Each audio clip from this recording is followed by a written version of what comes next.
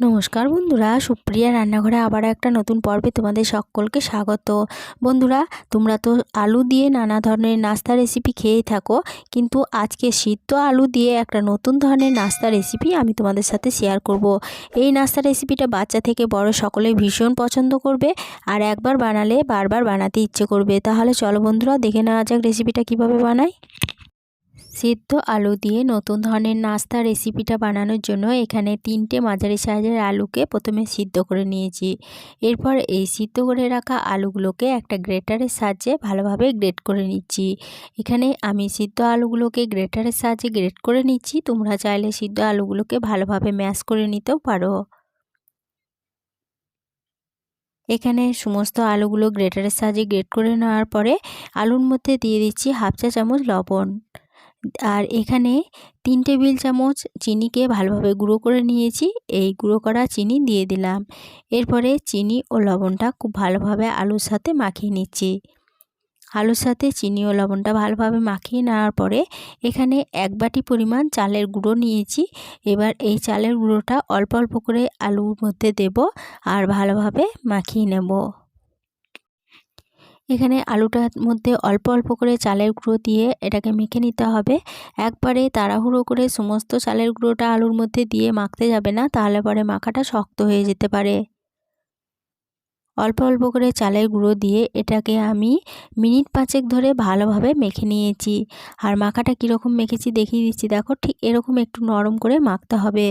আর এখানে কতটা চালের গুঁড়ো লেগেছে সেটাও দেখিয়ে দিচ্ছি। 1 বাটি থেকে এটুকু চালের গুঁড়ো আমার থেকে গেছে। এবার এই ডোটা থেকে অল্প অল্প করে নেব আর এই নাস্তার শেপটা দিয়ে নেব। এইভাবে অল্প একটু নিয়ে দুটো হাতের তালুর সাহায্যে এইভাবে গোল গোল করে নেওয়ার পরে এইভাবে একটু চ্যাপটা করে নিচ্ছি। একটা শেপ দেওয়া হয়ে গেছে। আর এখানে আমি কিছু তিল নিয়েছি, এখানে সাদা তিল নিয়েছি। সাদা তিলটা এইভাবে নাস্তার গায়ের মধ্যে লাগিয়ে নিতে হবে। এইভাবে উল্টে পাল্টে দুটো পিঠ ভালোভাবে সাদা তিলটা লাগিয়ে নেওয়ার পরে একটা নাস্তা বানানো হয়ে গেল। আর আবারও একটা নাস্তা আমি বানানো তোমাদেরকে এখানে দেখিয়ে দিচ্ছি। এখানে দুটো নাস্তা বানানো দেখিয়ে দিলাম, আর এইভাবে বাকি নাস্তাগুলো বানিয়ে আবারও দেখাচ্ছি। সমস্ত নাস্তাগুলো এখানে বানানো হয়ে গেছে। এবার এই নাস্তাগুলোকে ভেজে নেব।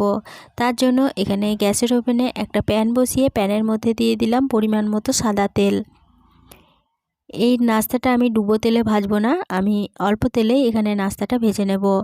এবার এই তেলটা যখন ভালোভাবে গরম হয়ে গেছে তখন তেলের মধ্যে একে একে নাস্তাগুলোকে দিয়ে দিচ্ছি।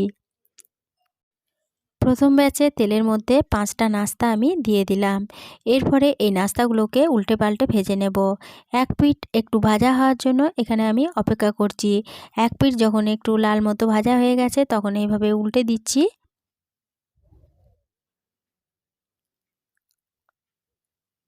এক পিঠ উল্টে দেওয়ার পরে আবারও বেশ কিছুক্ষণ অপেক্ষা করছি আরও এক পিঠ ভাজা হওয়ার জন্য। এইভাবে উল্টে পাল্টে 2 পিঠ নাস্তাগুলোকে তেলের মধ্যে লাল লাল করে ভেজে নিচ্ছি। নাস্তাগুলোকে উল্টে পাল্টে তেলের মধ্যে লাল লাল করে ভেজে নিয়েছি। এরপর তেল ঝরিয়ে নাস্তাগুলোকে তেল থেকে তুলে নিচ্ছি। প্রথম ব্যাচে সমস্ত নাস্তাগুলো তুলে নেওয়ার পরে বাকি নাস্তাগুলো ওই একই তেলে একইভাবে ভেজে নিয়ে আবারও দেখাচ্ছি।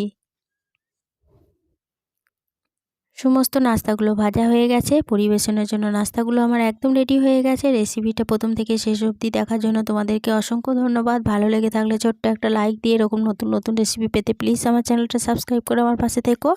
সকলের সাথে শেয়ার করে দিতে ভুলো না প্লিজ।